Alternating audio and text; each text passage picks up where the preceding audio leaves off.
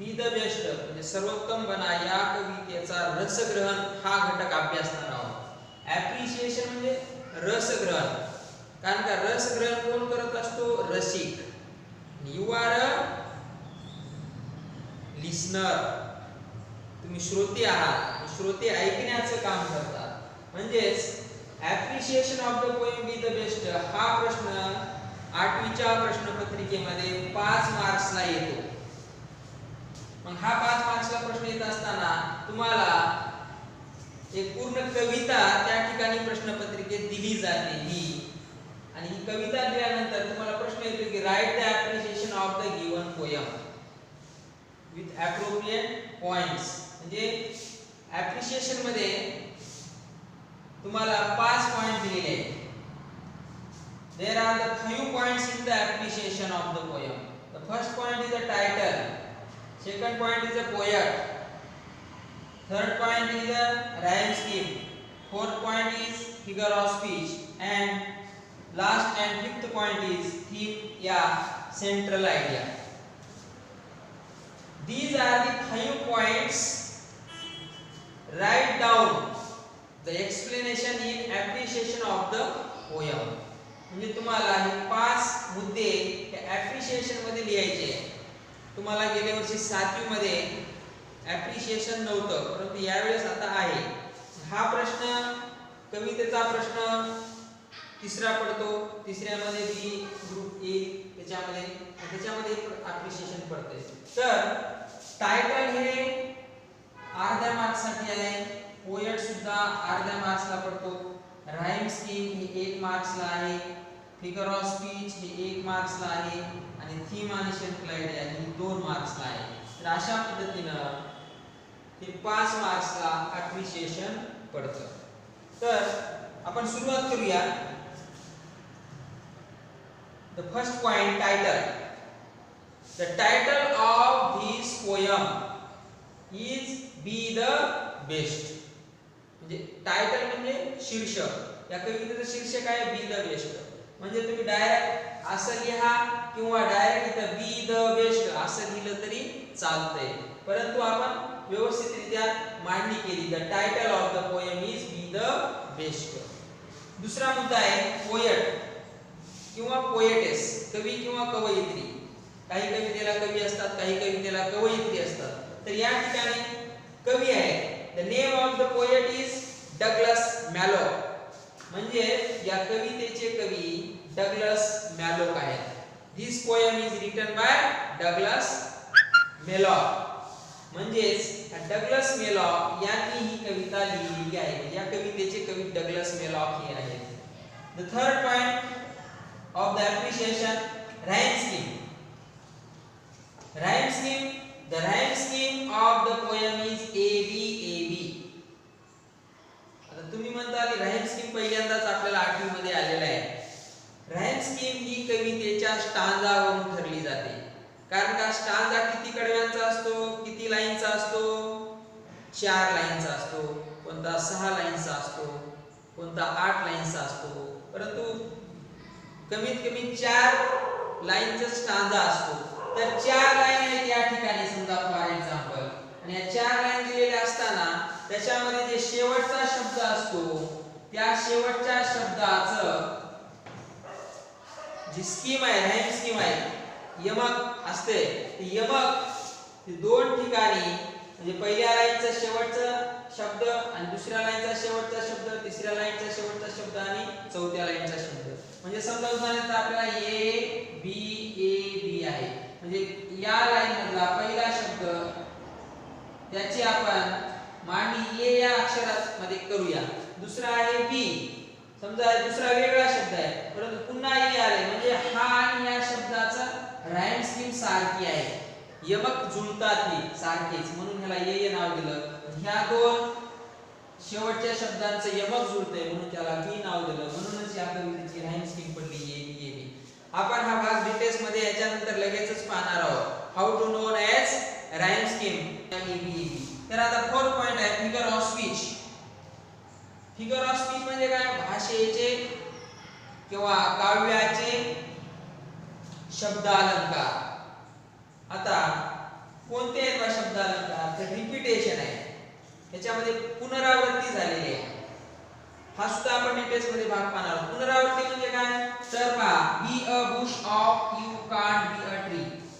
म्हणजे एखाद्या कवितेच्या वाक्यामध्ये जर एखाद्या शब्दाची पुनरावृत्ती झाली, म्हणजे तो शब्द दोनदा किंवा तीनदा जर आला कवितेमध्ये, त्यावेळेस या कवितेची या लाईन मध्ये रिपीटेशन हा अलंकार होतो. म्हणजे आता बी हा शब्द, in this line the word be is repeated, so therefore in this line the figure of speech is repetition. तर अशा पद्धतीने याला पुनरावृत्ती अलंकार असं ओळखायचं. दुसरा अलंकार आहे alliteration, त्याला अनुप्रास असं म्हणतात. आता alliteration अलंकार कसा असतो? the sound a letter is repeated in the line, that is the known as alliteration. म्हणजे एखाद्या कवितेच्या लाईन मध्ये, वाक्यामध्ये जर या एखाद्या शब्दाचं पहिलं अक्षर हे जर पुनरावृत्त झालं, पुन्हा आलं दुसऱ्या शब्दाच्या अगोदर फर्स्टला, पाहिलं b is repeated, the sound b is repeated in two words. म्हणजे या दोन शब्दामध्ये इथं बी सुरुवात झाली, बेस्टला बी ने झाली, पुढे कुठे झाली का? नाही. पण दुसरा कोणता शब्द आला का? नाही.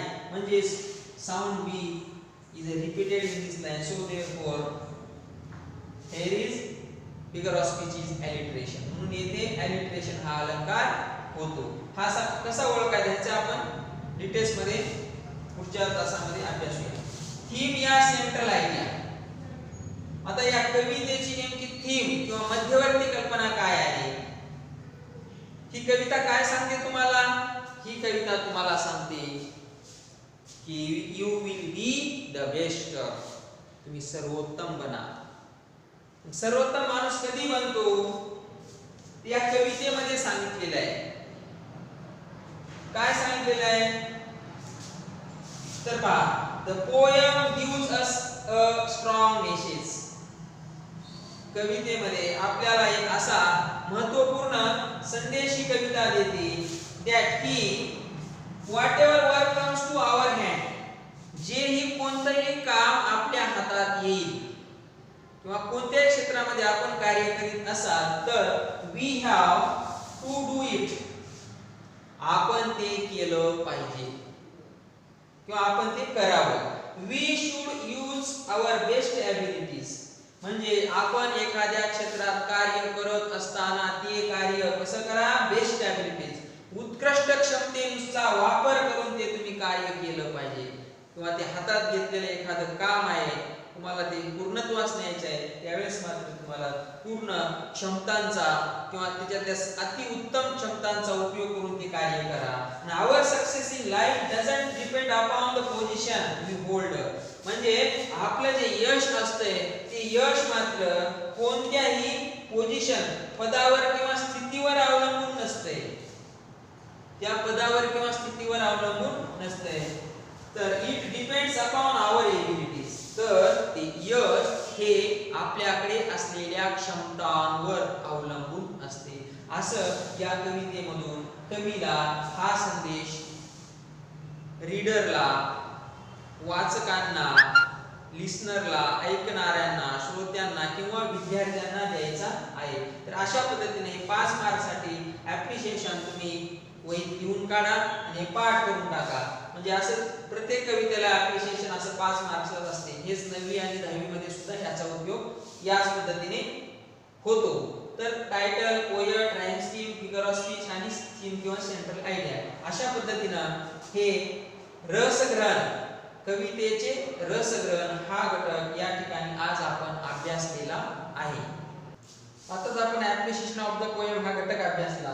त्याच्यामध्ये एक तिसरा पॉइंट होता, मुद्दा होता की राईम स्कीम किंवा how to know the rhyme scheme.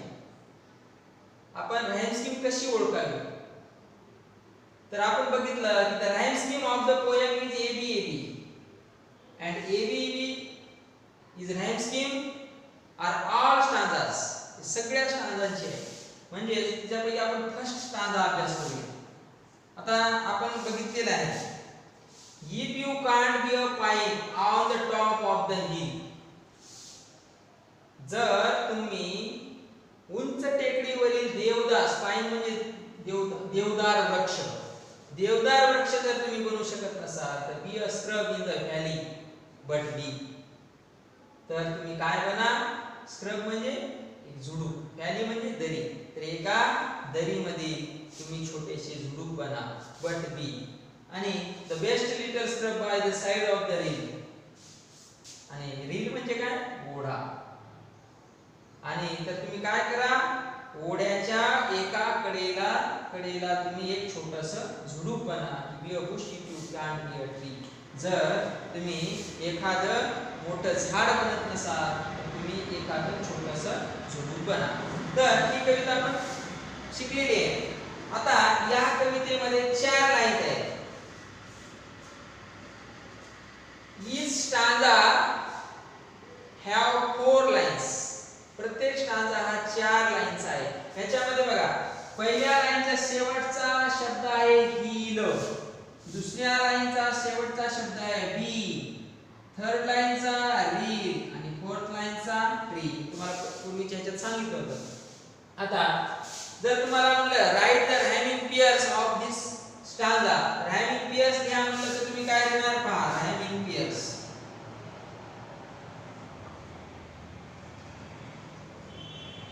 Rhyming pairs लिहा म्हणलं तुम्ही काय लिहिणार, हिल, रील आणि बी आणि ट्री. आहे की नाही? रायमिंग पेयर्स लिहा म्हणलं, पण रायम स्कीम म्हणजे काय, यमकाची रचना कशी आहे त्याची, तर पहिला जो शब्द आहे हिल आहे, या शब्दासाठी आपण ए हे अक्षर घेऊया. नंतर बी, हिल आणि बी रायम पेयर आहे का, रायमिंग पेयर्स नाही, हिल आणि रील आहे, म्हणजे बी साठी आपण काय करूया, बी हा हे अक्षर ठेवूया. आणि थर्ड आहे रील, हे रील. आता रील, हिल आणि रील, हिलला ए अक्षर ठेवलेलं आहे म्हणून या ठिकाणी सुद्धा, so I will put the letter C for words reel.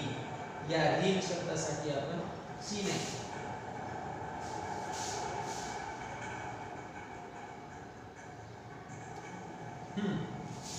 तर हिल साठी ए ठेवलं, बी साठी बी ठेवलं, तर म्हणजे आता रील साठी कोणता आलेला आहे rhyming pairs, hill and reel. आपण इथे काय ठेवलं आहे, हिल साठी ए हे अक्षर ठेवलेलं आहे, लेटर ठेवलेलं आहे. So therefore I will put the letter A for words reel. त्या रील वर शब्दासाठी आपण पुन्हा हिल आणि रीलची जशी यमकाची जोडी आहे त्यामुळे याला ए ठेवलं. आणि आता बी, या शब्दासाठी आपण बी चे लेटर ठेवलेले आहे आणि या ठिकाणी आता बी आणि ट्री यमक जुळणार सारखं जुळते, म्हणजे या शब्दासाठी सुद्धा आपल्याला बी हे लेटर ठेवायचं आहे. म्हणजे ए आणि बी हे ह्या 2 पेयर्स आहेत आणि ह्या 2 पेयर्स आहेत, जसे आपण इथे लावलेले आहेत. म्हणजे याची राईम स्कीम काय झाली, हिल साठी ए, बी साठी बी, रील साठी ए आणि ट्री साठी बी. कारण का बी ट्री सारख्याच यमकाचे शब्द आहेत, यमकाची रचना सारखी, म्हणून बी बी, हिल रील ए अशा पद्धतीने. म्हणून याची राईम स्कीम झाली, पहिल्या ओळीची ए, दुसऱ्याची बी, तिसऱ्याची ए, चौथ्याची बी, म्हणून याला राईम स्कीम ए बी असं म्हणतात. काय म्हणायचं, ए बी म्हणजे याला राईम स्कीम असं म्हणायचं, हे असं ओळखायचं. लक्षात आलं ना? तर अशा पद्धतीने राईम स्कीम ही अशा पद्धतीने आपल्याला ओळखायची असते. तर बाकीच्या इतर 3 स्टांजा आहेत, त्या 3 स्टांजामध्ये सुद्धा राईम स्कीम काय आहे, हीच आहे. म्हणून या कवितेची राईम स्कीम आहे ए बी. तर अशा पद्धतीने तुम्ही प्रत्येक कवितेची राईम स्कीम ओळखू शकता.